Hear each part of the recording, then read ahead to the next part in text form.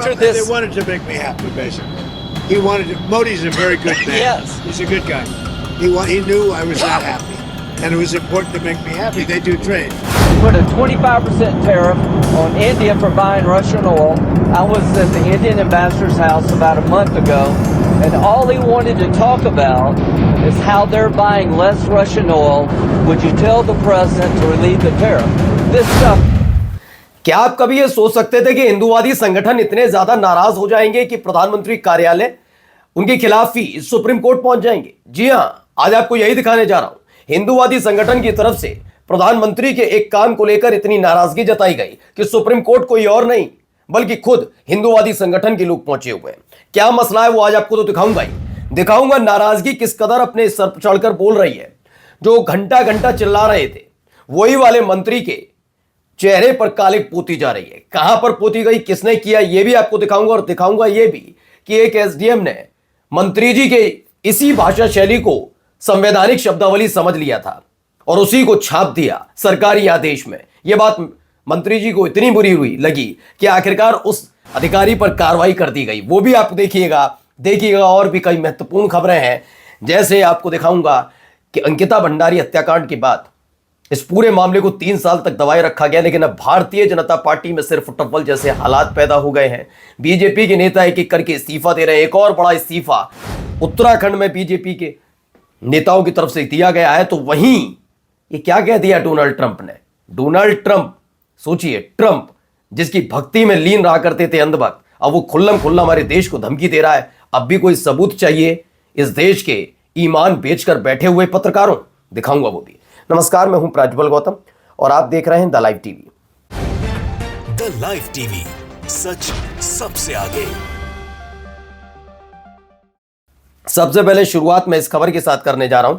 ये खबर निकल कर आई है, प्रभाकर कुमार मिश्रा ने ये लिखा है। इसमें पहले आपको नरेंद्र मोदी साहब नजर आएंगे, इसमें आपको किरण रिजिजू नजर आएंगे और एक व्यक्ति और नजर आएंगे। अच्छा, इनके हाथ में एक चादर है। ये एक बहुत पवित्र चादर मानी जाती है और ये कहा जाता है कि ख्वाजा मोइनुद्दीन चिश्ती की जो दरगाह है वहां पर अगर आप चादर चढ़ाते हैं, सबका अपना है, जैसे हमारे यहाँ भी बहुत सारी धार्मिक परंपरा है, तो उस आधार पर आपको श्रद्धा मानी जाती है और मुरादें भी पूरी होती हैं। कई फिल्मी एक्टर एक्ट्रेसेस जाते हैं, चाहे वो मुस्लिम हो या ना हो, वहां जाते हैं। लेकिन पिछले कुछ दिनों से आप देख रहे हैं इस दरगाह को भी विवादित करने की कोशिश की जा रही है। अब इन सब के बीच अगर मैं आपसे कहूं कि नरेंद्र मोदी साहब की इसी चादर पेशी जो की जाती है हर बार, उसके खिलाफ पहुंच गए। जी हां, खबर क्या, अजमेर में ख्वाजा मोइनुद्दीन चिश्ती के वार्षिक उर्स पर प्रधानमंत्री कार्यालय और दूसरे संवैधानिक पदों पर आसीन लोगों की ओर से चादर चढ़ाई जाने की परंपरा को सुप्रीम कोर्ट में चुनौती दी गई है। आज उस पर सुनवाई होने वाली है। याचिका में कहा गया कि ख्वाजा मोइनुद्दीन चिश्ती को दिया जा रहा ये सरकारी संरक्षण और सम्मान असंवैधानिक है, ओके, मनमाना है, ऐतिहासिक रूप से आधारहीन और भारत गणराज्य की संवैधानिक भावना व संप्रभुता के विपरीत है। यह याचिका विश्व वैदिक सनातन संघ, फिर सुन लीजिएगा, विश्व वैदिक सनातन संघ के प्रमुख जितेंद्र सिंह बिसेन और हिंदू सेना के अध्यक्ष विष्णु गुप्ता की ओर से दाखिल की गई है। यानी कल तलक जिन हिंदूवादी संगठनों को पाला पोसा बड़ा किया जाता था, जिनकी पीठ थपथपाई जाती थी, अब वही प्रधानमंत्री को चुनौती देते नजर आ रहे हैं। नरेंद्र मोदी साहब, आप देख लें।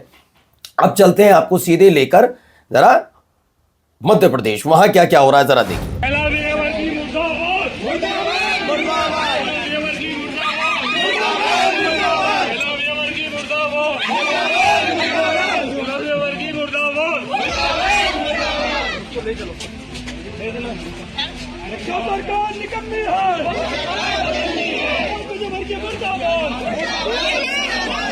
तो पुलिस वाले अब ले जा रहे हैं। दरअसल समाजवादी पार्टी के नेता हैं।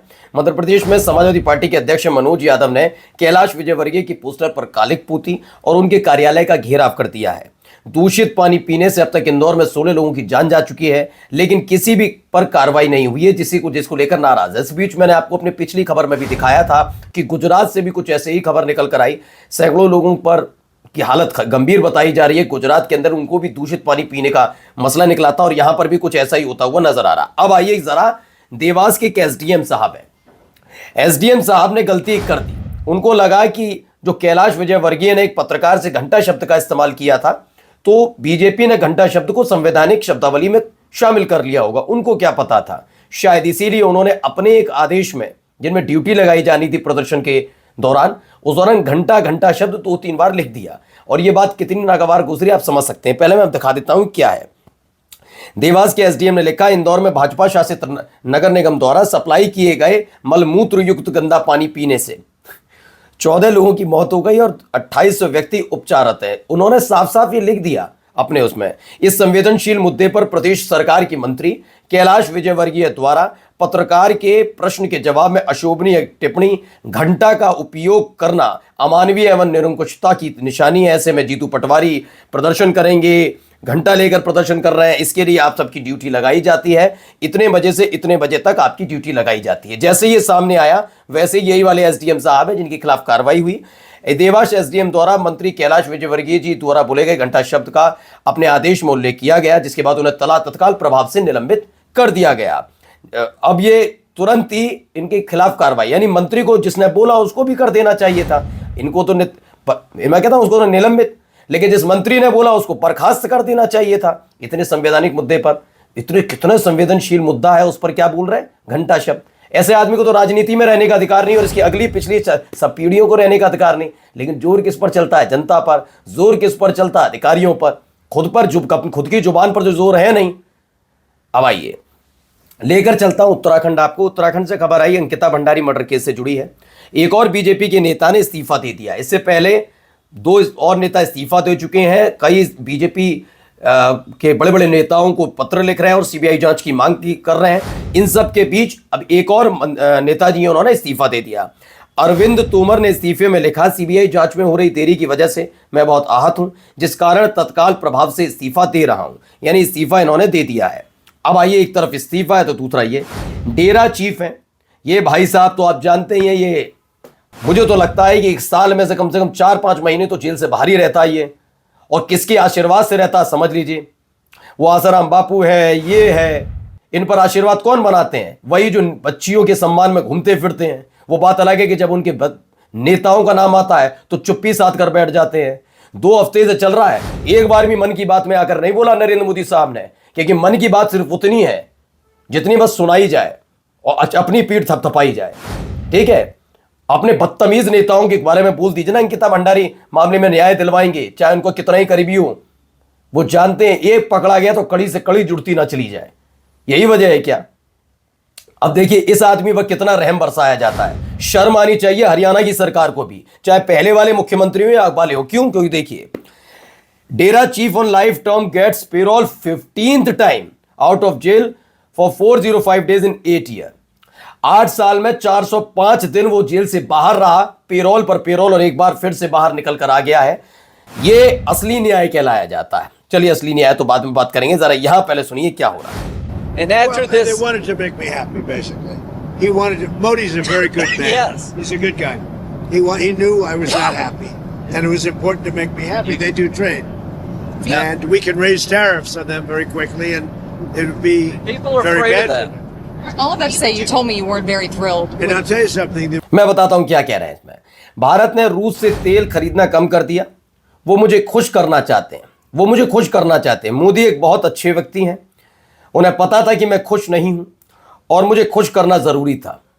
ये ट्रम्प कह रहे हैं कि मोदी एक अच्छे आदमी तो हैं, लेकिन उन्हें पता था मैं खुश नहीं हूं। मतलब डोनाल्ड ट्रम्प खुश नहीं है मोदी से, और खुश करने के लिए नरेंद्र मोदी साहब ने किया है। ट्रम्प को खुश करना चाहते हैं मोदी जी।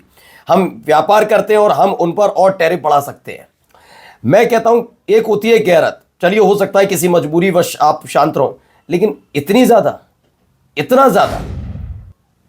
फिर अगर नरेंद्र मोदी के लिए कुछ बोल दिया जाए तो सारे पत्रकार चीखेंगे देश का अपमान, देश का अपमान, देश का अपमान। अभी गृह मंत्री के लिए कह दिया था ममता बनर्जी ने, तो वो कह रहे थे कि देश को धमकी दे रहे हैं आप, वो संबित पात्रा। अब शर्म आएगी संबित पात्रा थोड़ी, इतनी सी भी नैतिकता तुम में बची है? बोल पाओगे ट्रम्प के लिए? बोलो ट्रम्प के लिए, कहो अब नरेंद्र मोदी साहब से कि ट्रम्प को झटका दें। बोले सार्वजनिक तौर पर बोला कि औकात नहीं है ट्रम्प तेरी, बोलकर दिखाएं। चलो ये गृह मंत्री बोलते अमित शाह, बोलकर दिखाएं एस जयशंकर। हिम्मत ही नहीं है। सुनिए आ गया और एक और, अब तो खुल्लम खुल्ला बयान सुनिए। we put a 25% tariff on India for buying Russian oil. I was at the Indian ambassador's house about a month ago, and all he wanted to talk about is how they're buying less Russian oil. Would you tell the president to relieve the tariff? This stuff works. So I really do believe that what he did with India is the chief reason India is now buying substantially less Russian. अब आप समझ रहे हैं क्या हो रहा है? Trump तो ट्रम्प, उनका अधिकारी तक धमकी सा दे रहा है। ट्रम्प और उनके अधिकारियों को अंदाज दे गया। भारत के बारे में ऐसे बात कर रहे हैं जैसे इनकी कोई रियासत हो, हम उन्हें खुश करना चाहेंगे। यही होता है कि जब किसी की गलती पे आंख बंद किया जाए तो वेनेजुएला हरकत के बाद ट्रम्प का अहंकार साफ दिख रहा है। इसका जवाब दे पाएगा एक अधिकारी आके अगर कह दे झूठा है, मक्कार है ट्रम्प, कह के देख ले। नमस्कार। द लाइव टीवी, सच सबसे आगे।